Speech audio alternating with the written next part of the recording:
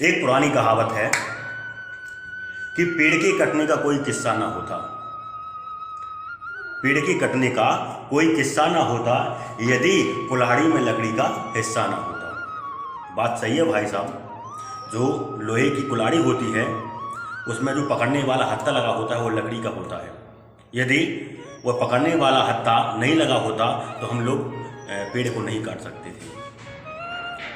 इसलिए अपनों से संगठन बनाकर रहो।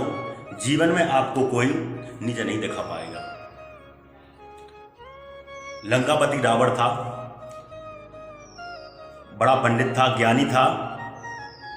जब प्रभु राम ने उसको मार दिया तो जब वो अंतिम सांस ले रहा था पृथ्वी पर डला हुआ, उसी समय राम जी ने लक्ष्मण जी से कहा कि हे लक्ष्मण, आप जाइए, वो कुछ रावण से ज्ञान ले लीजिए, रावण से कुछ ज्ञान सीख लीजिए। लक्ष्मण जी बोले हे प्रभु, रावण तो मूर्ख है, अज्ञानी है, उसको क्या ज्ञान देगा। फिर भी राम जी ने कहा नहीं, उसके समान ज्ञानी, उससे बड़ा पंडित इस दुनिया में अभी तक कोई पैदा नहीं हुआ है, उससे कुछ ज्ञान ले लो। लक्ष्मण जी गए और सिर की तरफ खड़े होकर रावण को पुकारा, हे रावण। नहीं सुना, रावण ने नहीं सुना। लक्ष्मण जी राम जी के पास गए और बोले कि वह तो बोल ही नहीं रहा है, बात ही नहीं कर रहा है। तो राम जी ने कहा कि आप कहाँ पर खड़े थे, उसकी सिर की तरफ खड़े थे या पाँव की तरफ खड़े थे। लक्ष्मण जी बोले मैं उनके सिर की तरफ खड़ा था। तभी कि आप देखो अब मैं जाता हूँ। राम जी गए और पाँव की तरफ खड़े होकर बोले हे रावण, मुझे कुछ ज्ञान दीजिए।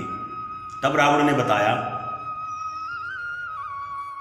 कि आज मेरी पराजय का कारण, सबसे बड़ा कारण मेरा भाई है। यदि आज मेरे पास मेरा भाई होता तो आप मुझे परास्त नहीं कर पाते, आप मुझे मार नहीं पाते। और आपका भाई आज भी, आपका छोटा भाई आज भी आपके सामने खड़ा है, आपके साथ खड़ा हुआ है। यदि मेरा भाई मेरे साथ होता तो आप मुझे पराजित नहीं कर पाते। इसलिए अपनों से संगठन बना के रहो। जिंदगी में कोई भी माई गलार आपको परास्त नहीं कर पाएगा। एक किसान था, ऐसे ही उसके 4 पुत्र थे। वो हमेशा आपस में किसी ना किसी कारण से झगड़ते रहते थे। एक दिन उस किसान ने चारों बेटों को बुलाया। ठंड का मौसम था, अच्छी ठंड पड़ रही थी और कुछ लकड़ियों को जलाने के, कुछ लकड़ियां आग जलाने के लिए एकत्रित की, उनमें आग लगा दी। चारों बेटे और पिता उस आग को घेर कर बैठ गए। तब पिताजी ने एक लकड़ी उसमें से उठाई और दूसरे स्थान पर अलग रख दी। कुछ देर बाद वो लकड़ियां जलते जलते अपने आप बुझ गई। बाकी जो लकड़ियां एकत्रित थीं उनमें आग जलती रही।